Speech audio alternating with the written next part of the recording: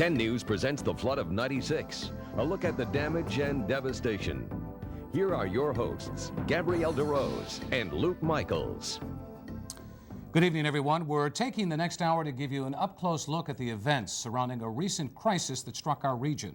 It took several lives and caused major destruction. It has since become known as the flood of '96. Now, the floodwaters came with little warning. How did the whole thing begin? Well, many believe it started with a blizzard of '96. 2 weeks before the flood, a powerful winter storm pelted the Northeast, dumping more than 2 feet of snow in some places. Central Pennsylvania was hit hard. Eventually, warmer temperatures would descend upon the region, melting a large part of the snow. Couple that with rain, and on the morning of January 19th, we had the makings of a major local disaster.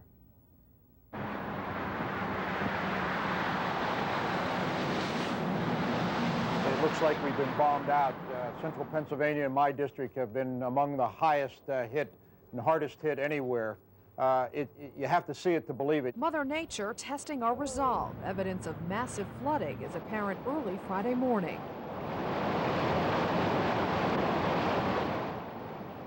Roads flooded, backyards turned into lakes. The rain kept coming, a relentless burst of water coupled by snow left over from a January blizzard. We're here today because of the snow on January 7th. It was a time bomb. It was ticking. The thaw and the flood set it to off. Get around. Look at it, just pouring down the mountain. The snow melt, really unbelievable. By Friday afternoon, Blair, Bedford, and Center counties were placed under emergency declarations by Governor Ridge. Residents of some neighborhoods evacuated voluntarily. Some did not have a choice. So, a fair warning to anyone, don't come into this area unless you're authorized, or you will be arrested. Some pictures for you we're going to show of some major flooding throughout Blair County. See, it's very intense. Again, do not go out. If you do not have to be traveling, police 911 says do not go out. Other problems surfaced. Basement furnaces filled up with water. Some were left homeless because of no power or heat. Kind of sneaked up on us. It rained so hard, so fast. We've lived in our house, Luke, for 22 years. This is the second time we've had water in the basement. Casey's not alone. Countless basements are flooded. Homeowners work quickly to pump the water out, but the flooding was too intense. Look at it spouting there outside of the house. This is a flood that hits like every 25, 30 years. This is the worst one we've ever seen down here. Randy Black and his family lost everything at Lynn's Crossing. He is not alone. It just seems once you go, you just don't have any control anymore. You're afraid to come back and find out what you've lost. But there's more at stake than just the loss of property. The potential for loss of life loomed like the gray sky across Pennsylvania. State emergency management officials were cautiously optimistic. Jen, have you heard anything with regard to any injuries or fatalities as a result of this flooding? Fortunately, we have not heard of anything. I hope that that is an accurate assessment of what conditions are, not just lack of communication. State officials have no way of knowing just how bad conditions are. Just follow the tracks up along the edge here and go up. A jet skier becomes a lifeline for this Claysburg family waiting to be plucked from harm's way.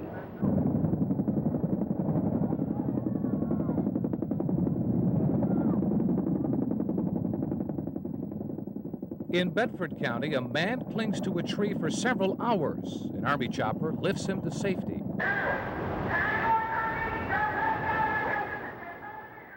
A 16-year-old girl spends 25 minutes in the rushing water in Jugtown, Blair County. Hers is a happy ending after being whisked to safety by jet ski. What a day and what a Hour by hour, the situation worsened. Roads in and out of Saxton underwater. No one could leave or enter for 24 hours. Vans and cars in Patton Township submerged in murky floodwater. A barking dog senses something terribly wrong, and the chilling first-hand accounts of the widespread devastation. People are literally on the rooftops clinging for life. At 7:30 there was nothing. At 9 o'clock my basement was full. Some rock slides, Route 144, Center Mountain, and it was blocking traffic, really difficult for people to get around. Figure anywhere from 1.5 inches up to about 3 inches unofficially. That all fell in about a 5-hour period. And if you stop and think about it, had it been a January snowstorm, we're looking at 3 feet of snow in 5 hours. Things would only worsen. By Saturday morning, a number of confirmed deaths are reported statewide. In all, nearly 20 dead across the state, including 2 from Blair County and 1 from Bedford County. The weekend brings a flicker of light in the form of state assurances that help is on the way. The governor arrives in Bedford for a look at the damage. When it's you, your home, your family, your trailer, your business, that is a national natural disaster. The Army Corps of Engineers calls it a 75-year flood. The pictures tell the whole story. In a matter of hours, floodwaters leave a path of destruction that extends to every corner of the state. Left behind are the lives lost, homes destroyed, and chilling reminders of how much we sometimes take for granted. Hope to see you on better circumstances next time I fly in, all right? Gab, every time you see that, it gives you chills. It does. Those pictures are just incredible, aren't they? And we left with Governor Ridge saying he wants better circumstances, and he spent a lot of time criticizing public officials for not getting federal aid a lot faster. Absolutely. That's something we're going to look at a little bit later. That's right. Up next, the flood hits home. A closer look at the damage in your town when we come back.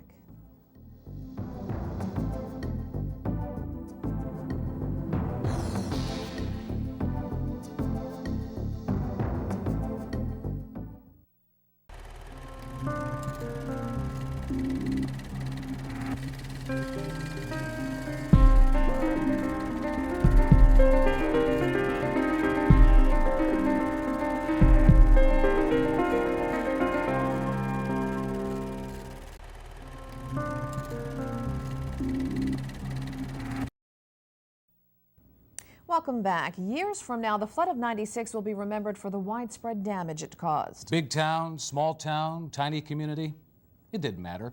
The flood hit home, and it seemed to touch everyone in some way. Depending on where you live, the damage was either minor or very severe. We now take you on a tour of the damage and devastation in our region, beginning with Brooke Wagner in Altoona. Early Friday morning, runoff water started rushing down 18th Street in Altoona and into basements.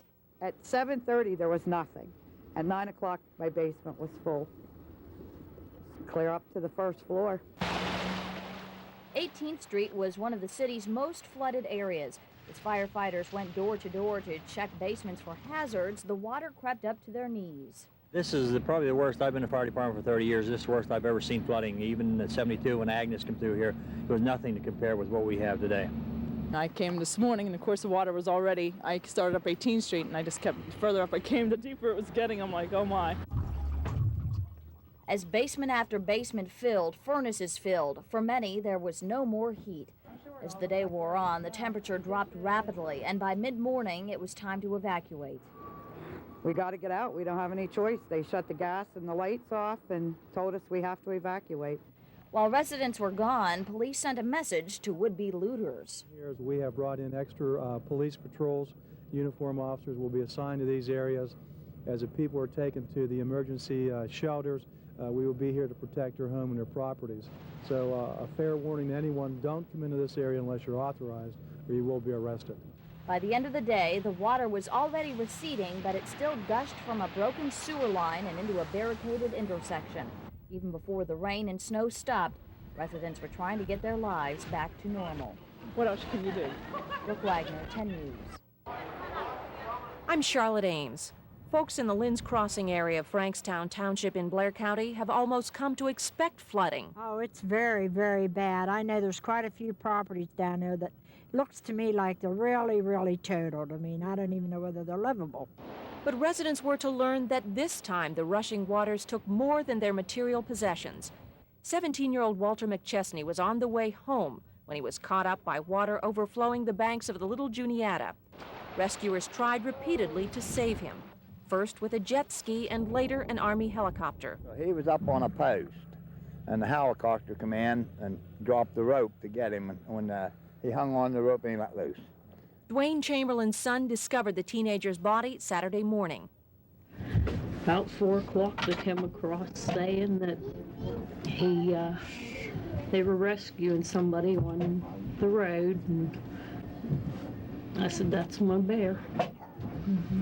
And it was sure enough him. When residents learned the McChesney family had no insurance to cover this tragedy, they quickly set up a fund to help cover funeral expenses. But it may be a while before members of the McChesney family are able to rebuild their lives without Walter, and their neighbors are able to reconstruct their homes. I'm Christina Orangio in Center County. The rain came down hard and driving was nasty for folks traveling here along College Avenue and State College. At least they were moving. These cars were at a standstill along Route 144 in Center Hall. Water came pouring down the mountain, creating a rock slide. Crews couldn't get rid of the debris quickly enough. The bank is quite steep, and it washes out one place, and we take care of it, and then it washes out another place, and we've got to go take care of that. And in Pine Grove Mills, the water covering streets was so deep, kids couldn't get home on their own. So they hitched a ride in a front end loader, and that trip was a shaky one. But those living closest to area creeks had it the hardest. And the water line would have been about right here. David Bagley of Central City Milesburg had 8 feet of water in his basement. The Bald Eagle Creek runs behind his home. Mentally, you're just, wiped out by the end of the day because you're moving things, trying to save what you can, and then you have to leave and hope for the best. By the time you get back, you hope everything is at least, at a point where you can deal with it. And dealing with it wasn't easy. Flooded out basements became all too common. Started right out around the side of the house, and I knew I was in trouble. Firefighters have been working around the clock, hooking up hoses and pumping out people's basements, and they're putting that water back right where it came from. We have a list, but every time we go somewhere, the neighbors are coming out and say theirs needs done. It was a similar scene here in Spring Mills. Home after home was partially flooded, and the damage went beyond the basement for many in Coburn. 2 foot lower than what it was in '72, but it's still bad. I mean, once it gets up in the first floor, it's real bad for people. Up in the floor here, cots, everything saturated, electric stoves gone. Lots of things had to be tossed out because of the flooding, and cleaning up the mud seemed endless. Eventually, the water level came down in Penns Creek. Left behind were images of the flooding frozen in time. In the end, many folks were counting their blessings despite the damage. We went through a fire in our life, and well, we went through a flood in our life. But as long as no lives are lost, that's the main important thing.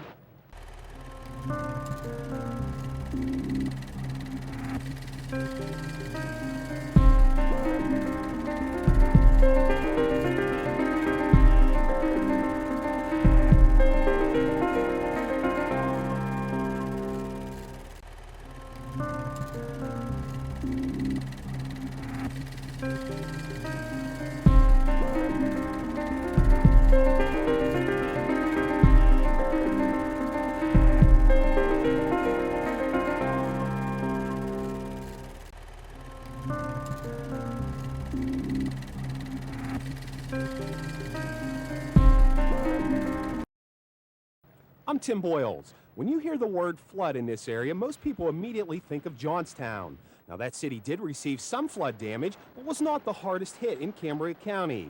In Tanneryville, floodwaters near Cooper Avenue slammed into this bridge. Firefighters stood by helplessly, unable to do anything but watch, wait, and prepare for the worst.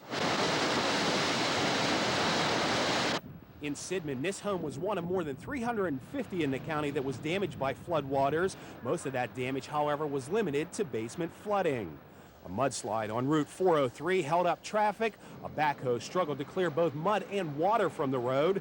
The Stony Creek River peaked at more than 22 feet Friday afternoon, the Little Conemaugh at 14.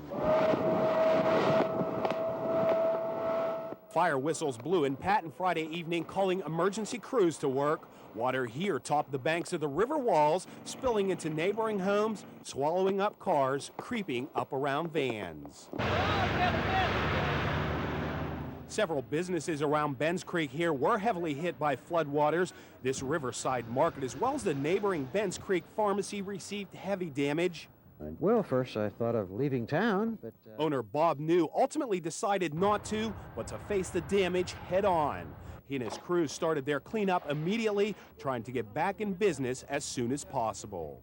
And that's exactly what happened. Now, the store's owner says not only did the employees help clean up, but also their parents, their grandparents, their cousins, their nieces, everybody helped to pitch in to clean up this store. They did so well that by 9 o'clock Monday morning, this place was open for business. After a few days, the water had subsided to just a trickle. People's anxieties about it had not. Well, we can't very well jack the place up. I think I might retire a little quicker than I was earlier planning, but not much we can do. Just pay our insurance and take our chances. I'm Kelly Tuthill. The worst of the winter flood may be over, but folks in Huntingdon County know their work is just beginning. At the Ames Philo Shopping Plaza, floodwaters rose to as high as 5 feet and left behind a muddy mess. When I walked in, I just could not believe with my eyes. It was just like a nightmare you see on TV, where it always happens to the other guy and not to you. This time it did happen to them, to a Chinese food restaurant, to a beauty salon, and to a bookstore. Magazines, books, and videos destroyed. Thousands of dollars of merchandise turned into a muddy goop. It is very hard for the people that work in the store. I mean, I just had to send some of them off a little bit because they were just getting overwhelmed with it. Overwhelming is a good word to describe the mess, and the cleanup is monotonous. Employees carried out damaged goods, cartload after cartload, can after can. And it's going to take a miracle to get us where we need to go at this project, but we will be here. I guarantee you, we will be here. I'm Christy Hubley in Bedford County, the first county in the region to declare a flood disaster with arguably the worst damage. Near the county fairgrounds, roads became raging streams. At Camp Sunshine, homes became virtual islands. The only way to reach many people was by boat. This couple in the Narrows area of Bedford County was taken to safety. Their home by the Juniata River was lost in the flood. This was the scene at the Kenton Bridge. Floodwaters barreled through where a peaceful river once flowed. Floodwaters leveled the mile-level trailer court. The next day, the destruction was evident. A dozen mobile homes were ripped from their pilings. Some were nearly flipped completely over on their roofs. By looking at this stop sign in Saxton, you'd think a tornado rolled through. In places where there was once one creek, there are now 3 or 4. These are pictures from Hindman, possibly the hardest hit community in Bedford County. This is what floodwaters did to Zane Bagley's home. It's been home for 40 years, and now there we lost it all in a matter of hours. It's going to have to be destroyed. And then I'm going to have to eat the loss and try to go on from there on fixed income, but it's going to be hard to do.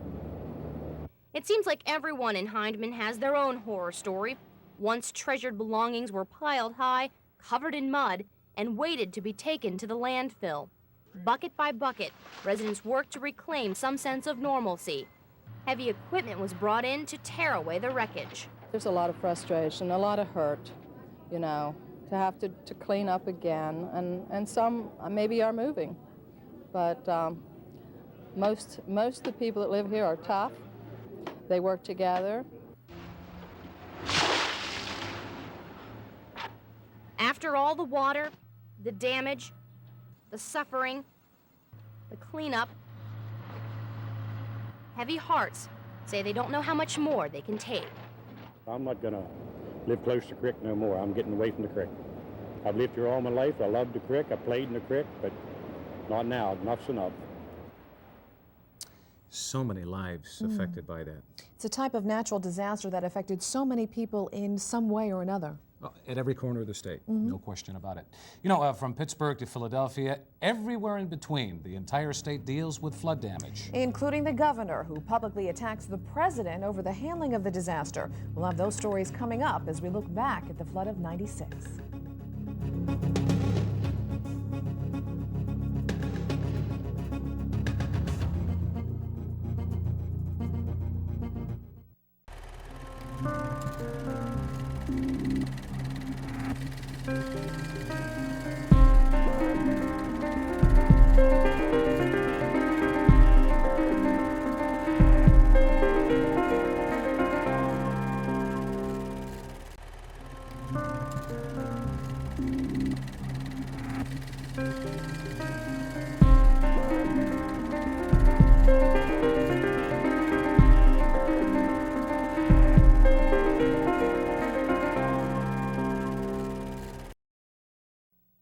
By no means was central Pennsylvania the only region hit by the flood of '96. This was a statewide disaster. 18 people died in the flood, and state officials put the damage in the hundreds of millions of dollars. Places like Williamsport and Wilkes-Barre-Scranton were very hard hit. So were the state's 3 largest metropolitan areas. The pictures tell the story.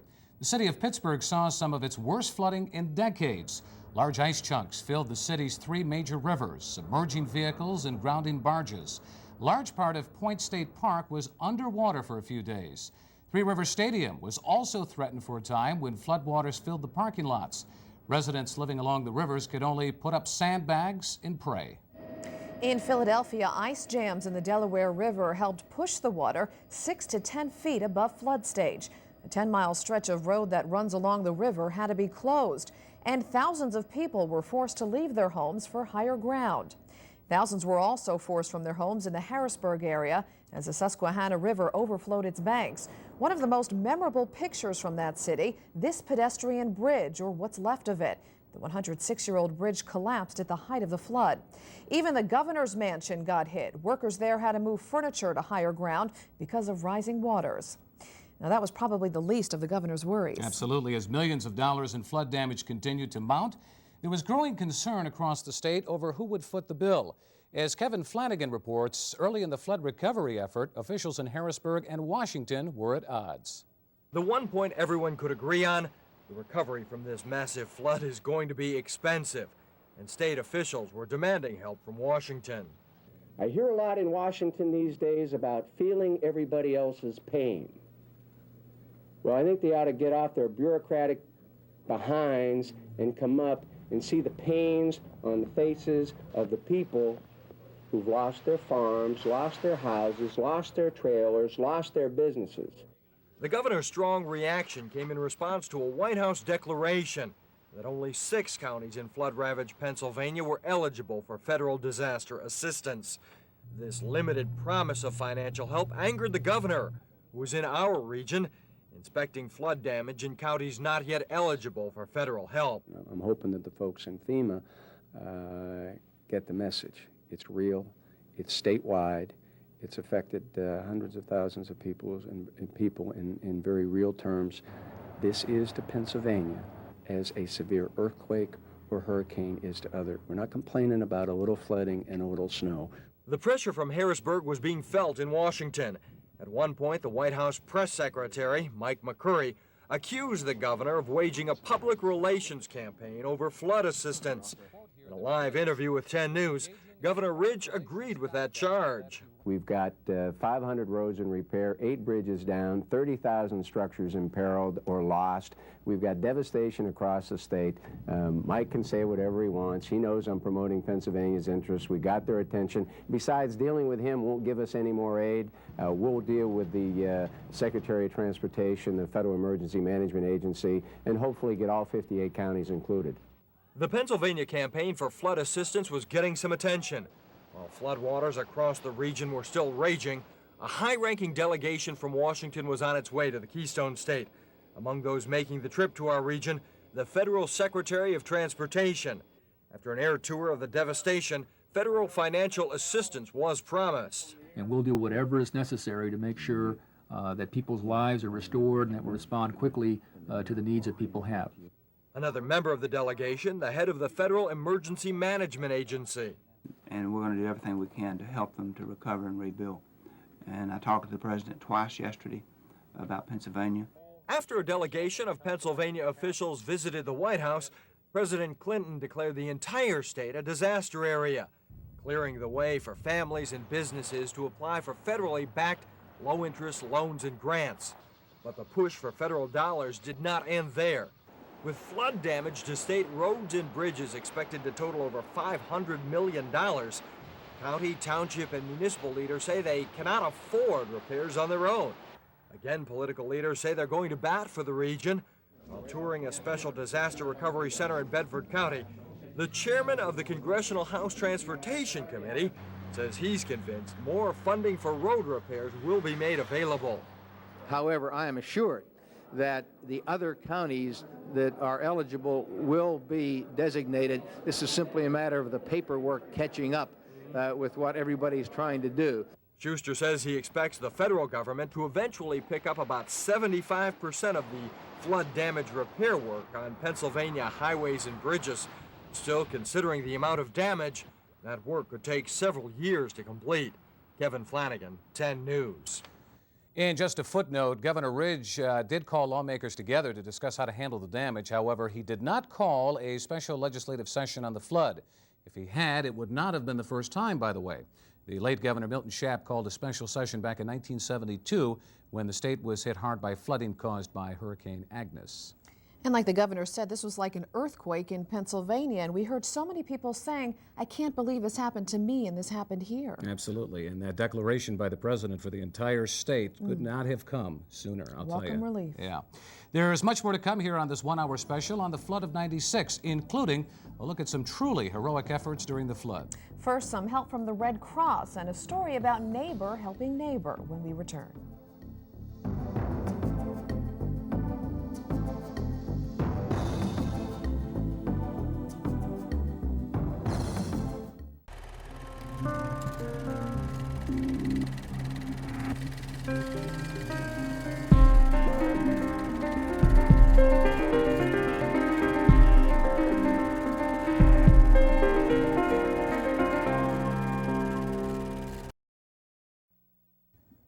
Welcome back. As flood victims looked for shelter and began to clean up, friends reached out to friends, neighbors helped neighbors. But there were also strangers helping people they'd never met. 10 News reporter John Sanders tonight on the helping hand of the Red Cross.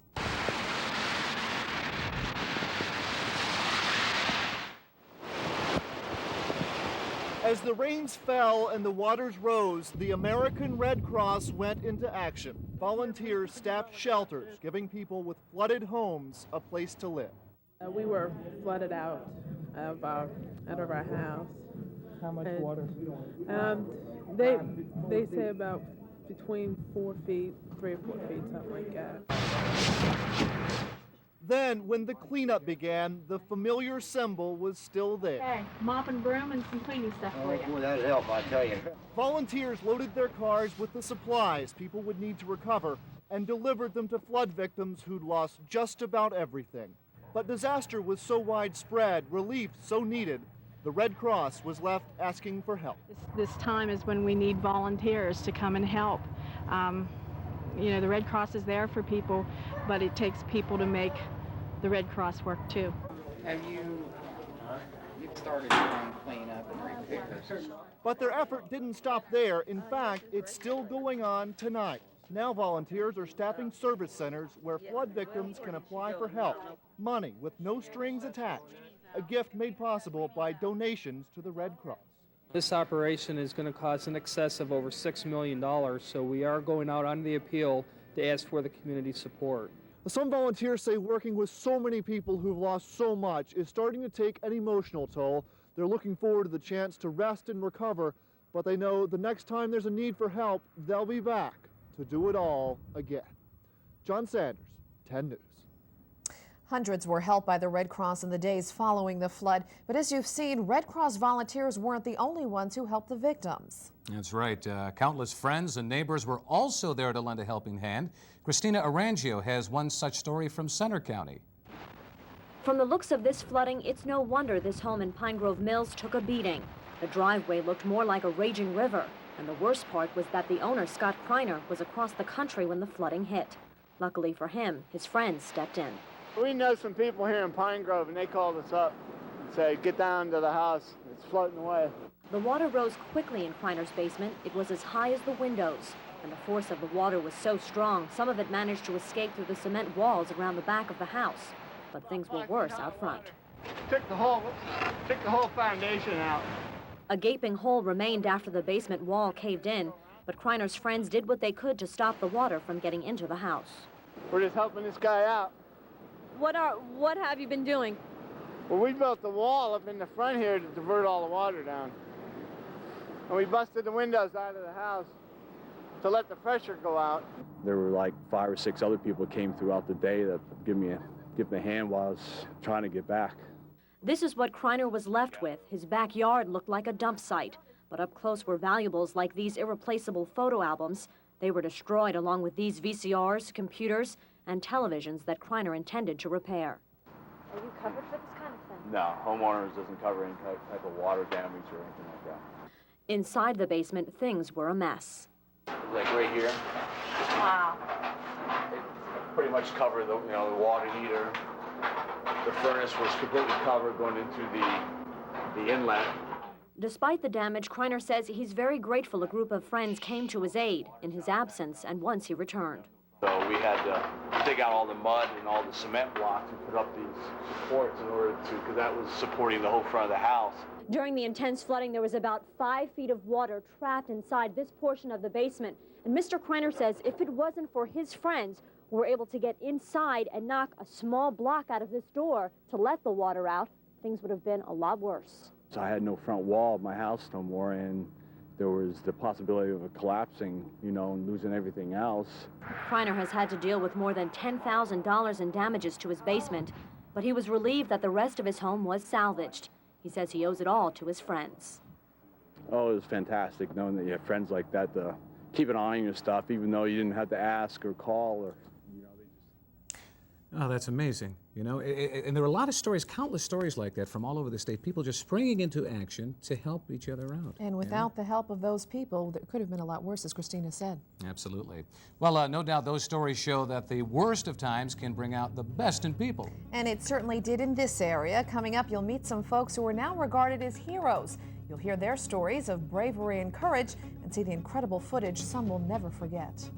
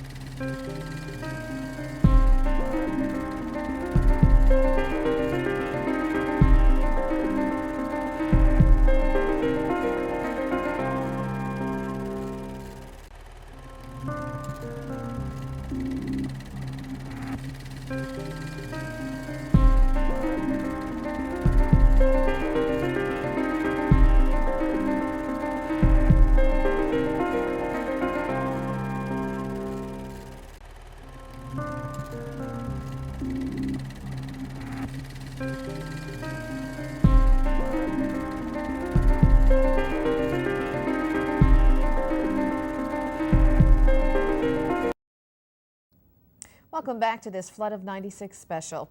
When the water began to rise that Friday morning, calls went out for help all across the region. Those who answered that call were those we depend on to handle crises: police officers, firefighters, and ambulance crews.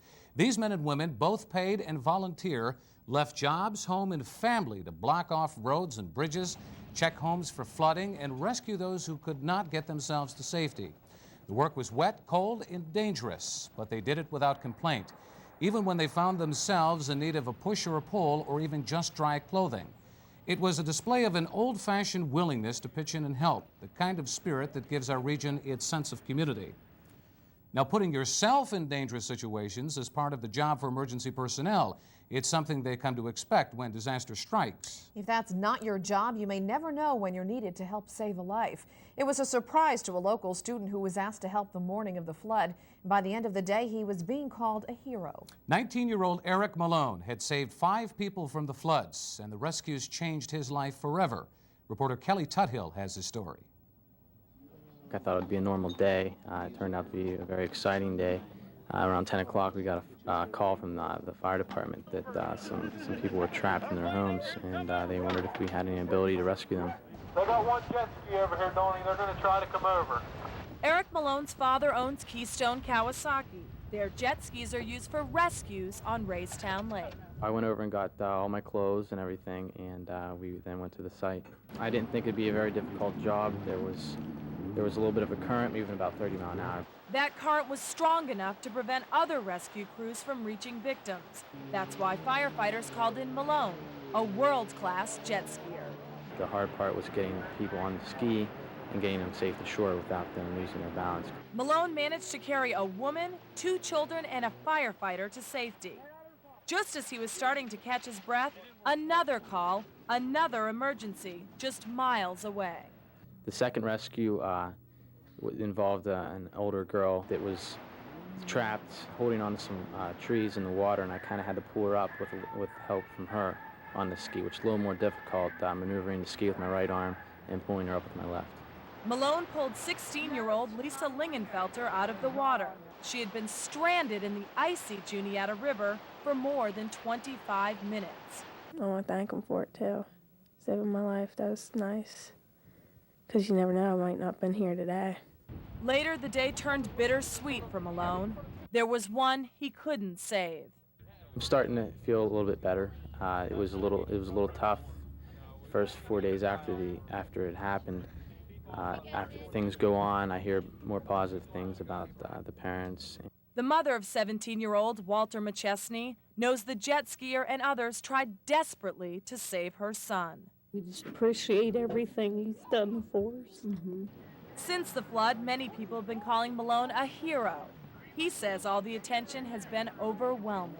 I go to Penn State, and I had some people stop me and ask me if I was the person that saved the 5 people on the jet ski. And at times I wanted to say, no, you got the wrong guy. I was just out there to help the community and do what I could do to help. Malone has won lots of medals for his jet skiing.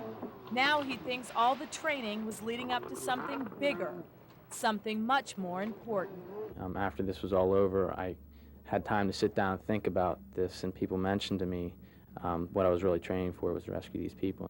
It'll be one day I'll remember for life. Kelly Tuthill, 10 News.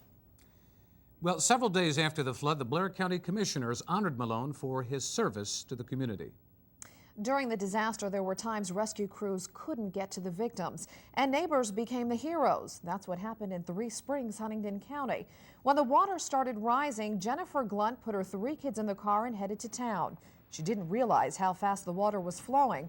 Before she knew it, the current pushed her car off the road and into a flooded field, filling her car with water. That's when neighbor Rodney Fraker and others heard their screams and waded through the icy water to save the Glunt family. We're happy to report tonight that everyone was pulled to safety. All during the flood of '96, there were dozens of life or death situations across the region. Things got so bad, members of an Army Aviation Support Group based in Phillipsburg were called in to help with the rescues. In many cases, they were the difference. Paul Alexander has the story of G Company and one of its toughest assignments ever. For many people that were left stranded by the rushing water, the only option was an air rescue. A helicopter just like this and 3 others got very much involved in the rescue effort for the flood of 1996.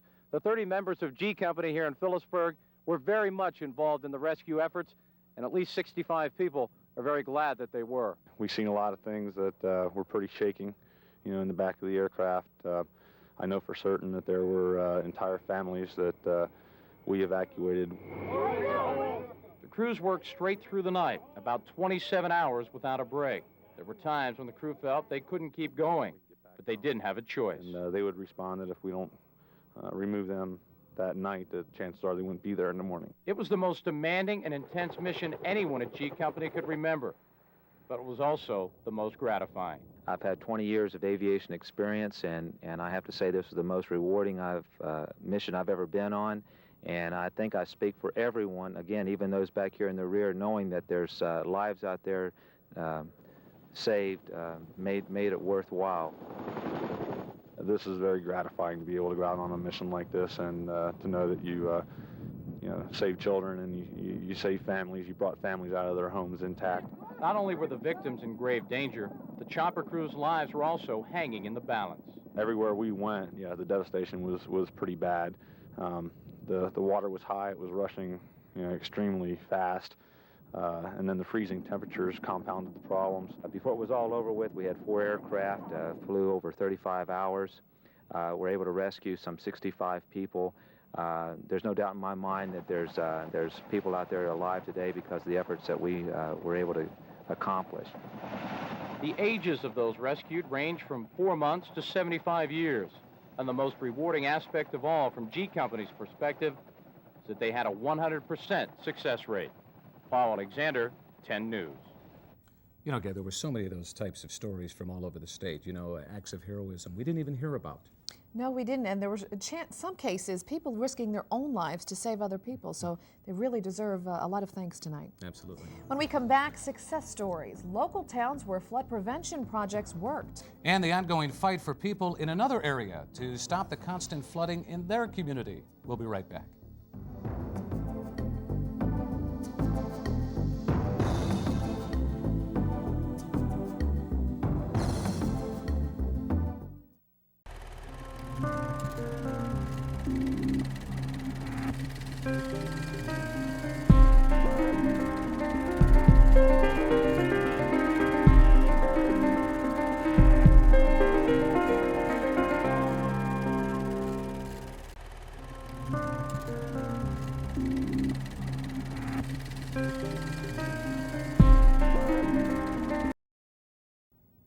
Welcome back. As you've seen tonight, there were some real encouraging stories surrounding the flood of '96.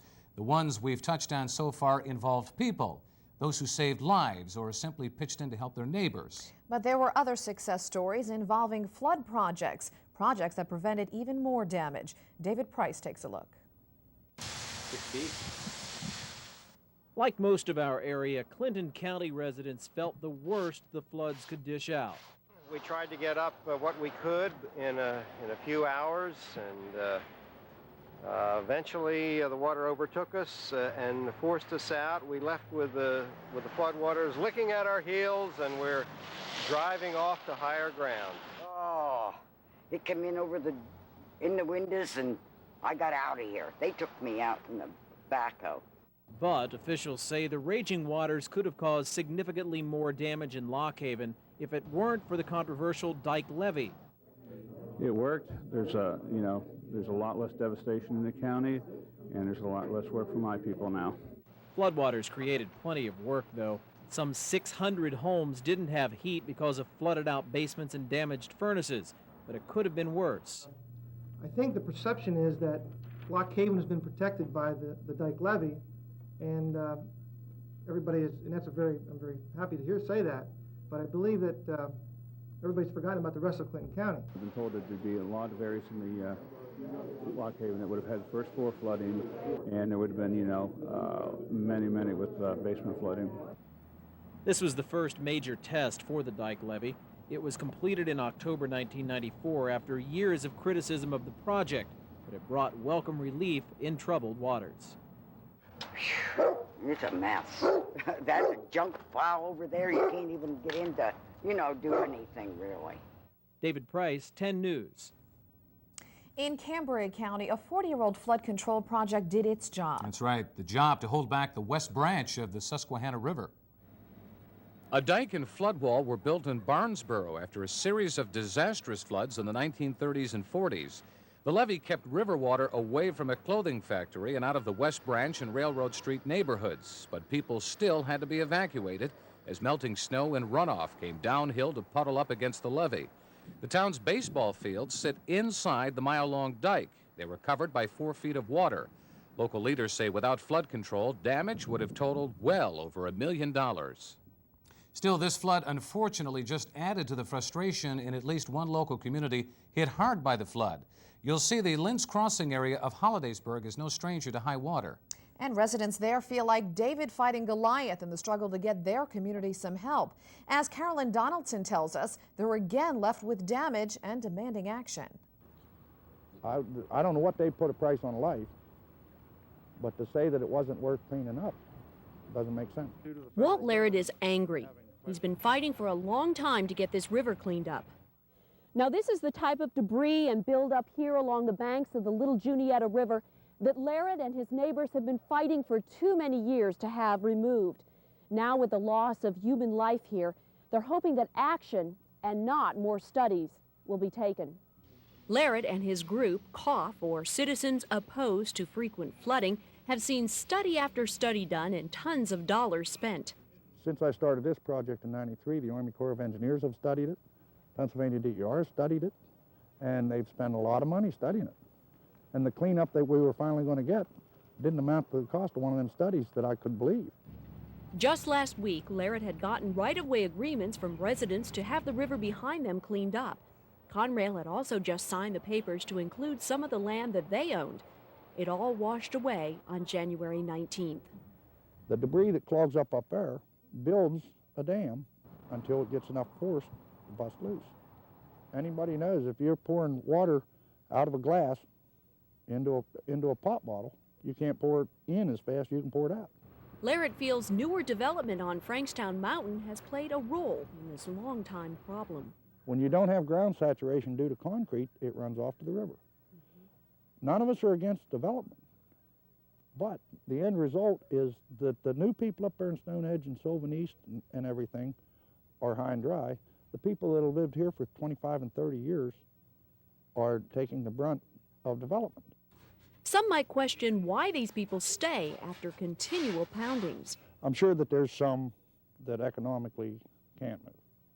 But there's far more and increasingly more every year that choose to live here. Those residents want action now. Blair Emergency Management Director Ray Weimer is trying to get that done. Our biggest problem is we're going to get down there and widen the channel so that the river will stay within its banks. Weimer's forming a task force of residents, county and township folks, and state DEP officials.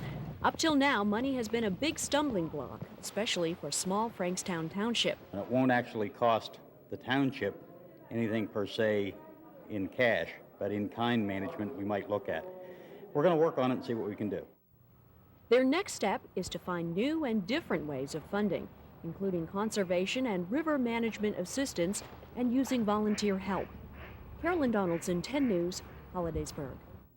Yeah, you know, central Pennsylvania, the entire state, gone through a heck of an ordeal. But you know, I mean, after, you know, the rebuilding and the cleanup and so forth, it's a long, long road yet. It sure is, especially for those folks who are getting continual flooding.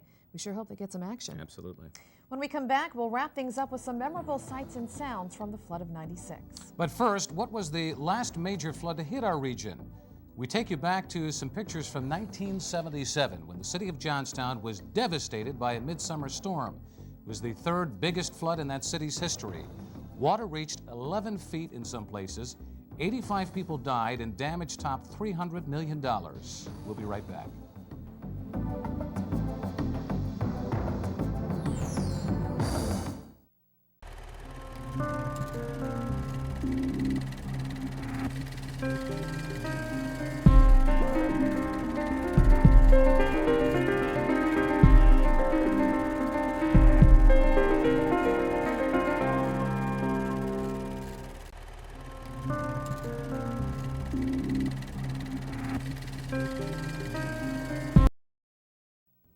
With a story that affected our entire viewing area, we at 10 News needed help getting it all covered. We called on our stringers, the folks who live in your hometowns and shoot news stories for us on their home cameras. These people did yeoman work for us, and we want to say thanks. In Blair County, Corey Canarsa shot floodwaters in the Lakemont area. Bedford County was well covered. Robert Shirley worked that area. Ron Giffen shot in and around Hopewell, while Tom Dixon and Sam Ritchie handled Saxton and the Broad Top. In Cambria County, Keith Bailey gave us early pictures of the Patton area. Andy Kubanda traveled from Johnstown to Ebensburg, shooting flooded streets and streams, and Larry Hammond took care of the high water in Barnesboro. Wes Walcott shot videotape for us in Huntingdon County. John Laird went out in the wet in Clearfield County. And last but not least, we used John Wirt to cover the flood in Clinton County. Our thanks to all of them tonight. Absolutely.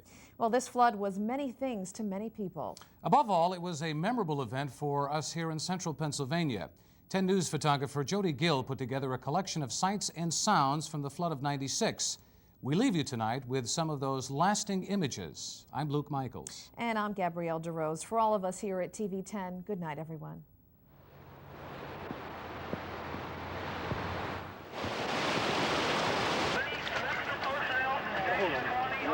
I got this one.